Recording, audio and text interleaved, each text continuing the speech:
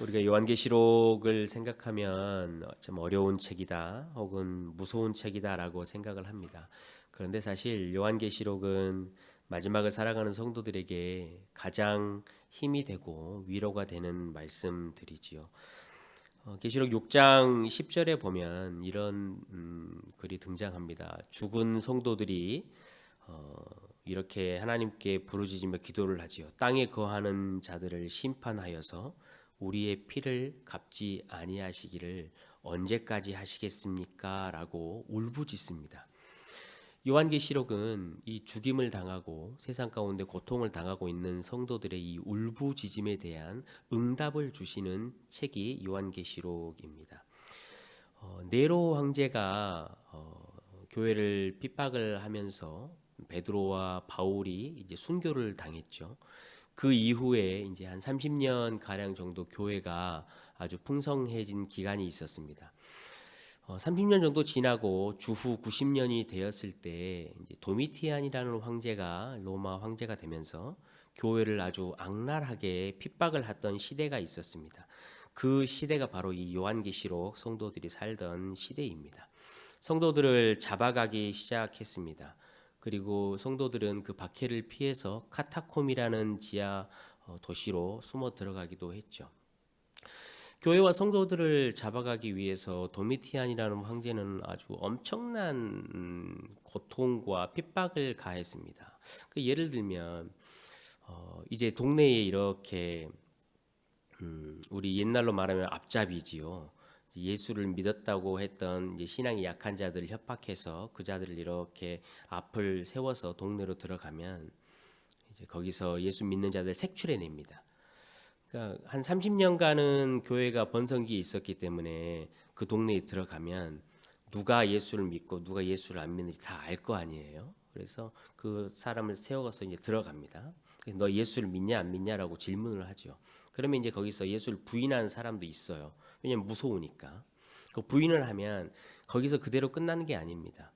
예수를 실제적으로 부인하고 저주했던 사람들을 싹 다 데리고 원형 경기장으로 갑니다. 그럼 예수를 부인하지 않았던 자들은 원형 경기장 안에서 사자의 밥이 되는 것이고, 예수를 부인한다고 했던 자들은 그 사자의 밥 원형 경기장의 맨 앞자리에 이렇게 앉습니다. 그래서 이제 사자를 풀어놓죠. 그러면 이제 사자의 밥이 되는 사람들이 안에 있을 거 아니에요. 그러면 거기에 모여 있는 로마 사람들은 그 광경을 보고 어떻게 할까요? 환호성을 지릅니다. 왜냐하면 즐기는 거죠. 어린 아이가 사자에게 물려 뜯겨져 나가는 모습을 보고 피가 튀는 모습을 보고 야, 예수 믿는 자들이 저렇게 죽는다라고 말합니다. 이때 로마의 관리들은 예수를 부인했다고 말하는 자들 얼굴을 쳐다봅니다. 그들이 진짜로 예수를 부인했다면 어떻게 할까요? 죽어가고 있는 그리스도인들을 보면서 같이 환호를 하겠죠. 이런 정도로 아주 악랄하게 교회를 무너뜨리던 시절이 있었습니다. 근데 안타깝게도 영적 지도자인 이 사도 요한도 지금 반모섬에 유배가 되어 있었던 것을 우리가 잘 압니다. 교회는 공격을 받았고 많이 흔들렸습니다. 장사를 하지 못한 크리스찬들이 대부분이었어요. 왜냐하면 로마 황제를 섬기지 않기 때문이었죠. 자녀들이 학교를 가지도 못하고 학교를 가서도 제대로 된 교육을 받지도 못한 경우가 너무나 많아 있었어요. 정부에서 가난과 지진 때문에 구호 물품이 나오면 그 구호 물품을 받지 못하는 것이 성도들의 삶이었어요. 행정 절차에서도 대부분 제외되는 것이 성도의 삶이었어요. 예수님을 믿는다라는 것이 그때 당시에는 그냥 엄연한 자신의 현실이었어요. 내가 오늘 하루를 살면서 예수를 믿는다라고 말을 할 것 같으면 오늘 먹지 못하고 아이가 학교를 가지 못하고 모든 것을 제외당하는 삶이었다라는 것이죠. 여러분, 이런 실정에서 당시의 계시록 교회들과 성도들 사이에서는 타협이 일어나기 시작을 했습니다.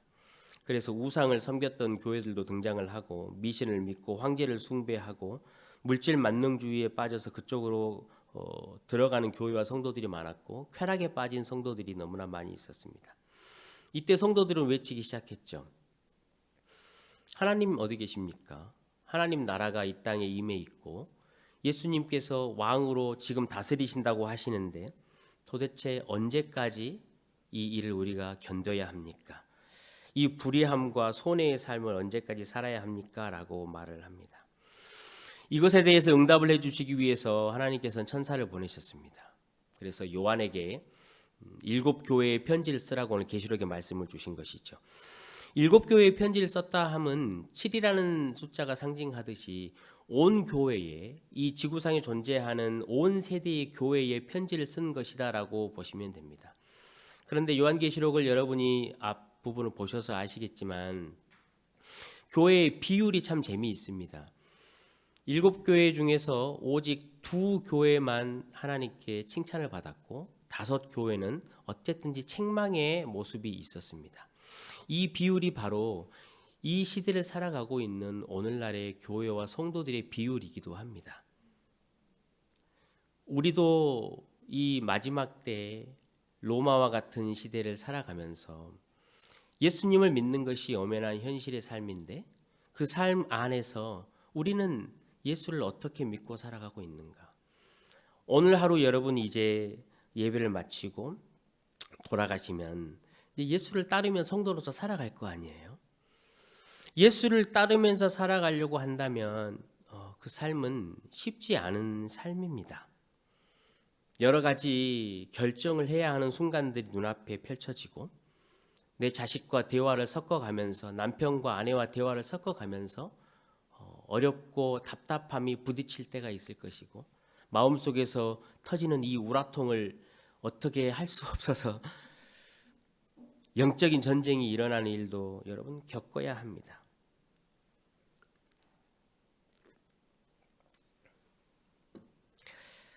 직장에서는 여러분 어떻겠습니까? 꼴도 보기 싫은 사람 있지 않습니까? 말도 섞기 싫은 사람 있을 거예요. 직면함의 하루를 보내야 합니다. 성도로서 그렇게 보내야 한다는 것이죠. 사업에서는 어떻게 내가 이득을 볼 수 있을까라는 문제에 봉착하지만 때로는 손해를 보아야 할 때가 있습니다. 성도 여러분, 예수를 믿는다라는 것, 이 신앙은 이론이 아닙니다. 단순히 우리 지식 속에 있는 것이 아닙니다. 오늘 하루를 살아가야 하는 엄연한 현실인 것이죠. 이러한 엄연한 성도의 현실의 삶에 오늘 우리 주님께서 이렇게 본문 말씀을 우리에게 주십니다. 오늘 저와 여러분에게 어떤 말씀을 주시는지 한번 잠시 들어보도록 하겠습니다. 재밌는 장면이 먼저 등장합니다. 요한이 이제 두려워서 무서워서 발 앞에 엎드려지는 장면이 먼저 등장을 하지요. 사도 요한이 굉장히 놀랐습니다. 또 왜 놀랐냐니까 앞쪽에 보면 이제 13절부터 16절까지 예수님께서 나타나신 거예요. 근데 머리끝에서부터 발끝까지 예수님이 어떠신 모양인지 묘사를 해줍니다. 아주 영광스럽고 놀라운 모습으로 등장을 하시죠. 근데 여러분 이상하지 않습니까? 왜냐하면 이 사도 요한보다 예수님을 더 잘 아는 사람은 없습니다. 이미 예수님과 공생애의 삶을 살면서 변화산에서 예수님이 얼마나 영광스럽게 변화되어 있는지도 알았죠. 예수님이 부활하셨을 때 그 부활하신 부활체의 몸을 보고 만지기도 했던 사람입니다. 예수님이 승천하실 때에도 그 자리에서 구름 가운데 올라가는 것 직접 보았던 사람이지요. 그리고 예수님께서 지금 하나님의 우편에 앉으셔서 이 세상을 왕으로 통치하고 계신다라는 사실 또한 이미 요한은 알고 있었습니다. 그런데 그 예수님의 모습을 보고 왜 그렇게 놀라서 자지러져서 쓰러졌을까요? 여러분, 요한이 생각했던 그리스도의 영광, 하나님 우편에서 지금 왕으로 다스리고 있는 예수님의 이 모습, 이것을 이론으로만 알고 자신 지식으로만 알고 있었었는데 그걸 실제로 본 것이죠. 우리가 생각하고 있었던 예수님의 모습, 그리고 요한이 이론적으로 하나님 우편에서 통치하시는 예수님의 모습을 상상하고 했지만 그것보다도 우리가 상상할 수 없을 정도로 영광스럽고 위엄 있는 모습의 예수님을 본 것이에요. 성도 여러분, 오늘 우리에게도 그렇습니다. 여러분, 예수님을 어떻게 생각하시나요? 예수님이 이 마지막 때 지금 저와 여러분 이 세상을 통치하고 다스리고 계신다라는 것이 이론 속에 어떻게 자리 잡고 계신가요? 우리가 생각할 수 있는 것, 우리가 짐작할 수 있는 것 이상을 훨씬 뛰어넘습니다.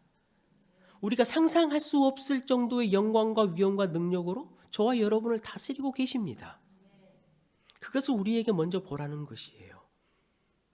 오늘 하루 여러분 살아가시면서 예수 그리스도의 복음이 무슨 그렇게 힘이 있겠어? 이런 교리 이런 게 무슨 힘이 있겠어? 라고 여러분 생각하시면 안 됩니다. 우리가 단순히 알고 있는 모습보다 예수님의 영광은 참으로 놀랍고 위대하십니다. 예수님을 제한하지 마시고 오늘 복음 안에서 그 예수님의 예수님 되심, 왕 되심을 여러분 충분히 누릴 수 있는 하루가 되시기를 주님의 이름으로 간절히 부탁드립니다. 이런 예수님께서 오늘 성도들에게 오늘 하루의 현실을 살아가야 하는 저와 여러분에게 이렇게 말씀하십니다. 내가 처음이고 내가 마지막이다. 성도 여러분, 우리가 살아가고 있는 하루의 삶, 이 인생은 우리 주님께서만이 주관하십니다. 모든 시작과 모든 마지막이 우리 주님에게 달려 있습니다. 역사의 주인공이 바로 우리 예수님이십니다. 혹 여러분 가운데 주님께서 주신 마음으로 시작하신 일들이 있으실 거예요. 내 아내를 위해, 내 남편을 위해, 내 시어머니를 위해, 시아버지를 위해, 내 자녀를 위해, 그들의 구원을 위해 기도를 시작하신 분도 있으실 것이고, 주님께서 주신 마음으로 비즈니스와 새로운 직장을 시작하신 분도 있으실 것이고, 혹은 우리 청년과 자녀들은 하나님께서 주신 마음으로 또 새로운 도전과 공부를 시작하신 분도 있으실 거예요. 여러분, 하나님이 시작하셨습니다. 그분이 처음이십니다. 그 의미는 그분이 마치실 것이라는 의미입니다. 내 환경과 상황이 어떠하든지 주님께서 시작하셨으면 그분께서 반드시 마치십니다. 그게 오늘 저와 여러분에게 주시는 처음과 나중이신 예수님의 모습이십니다. 또 이렇게 말씀하시지요. 내가 살아있다. 전에는 죽었으나 세세토록 살아있다 라고 말씀합니다. 이 말씀을 하시면서 오늘 저와 여러분에게 한 가지를 배우라고 말씀을 하셔요. 그게 뭐냐면 바로 역설적인 승리의 모델입니다. 예수님께서는 이렇게 말씀하시죠. 내가 살아있는데 근데 죽었다라는 거예요. 죽고 나서 부활하셔서 이제 세세토록 살아계신다라는 거예요. 저와 여러분이 오늘 하루를 살아가면서 이 예수님의 모습을 배워야 합니다. 여러분, 오늘 나가시면 세상에 있는 모든 사람들은 이런 생각을 하지요. 저 사람을 죽여야 내가 산다. 저 사람을 밟아야 내가 산다. 저 아이를 밟아야 내 성적이 올라간다. 저 아이를 물리쳐야 내가 좋은 대학에 들어갈 수 있다. 세상의 모든 사람들은 이 메커니즘을 가지고 살아갑니다. 그러나 오늘 예수님은 우리에게 이렇게 말씀하시죠.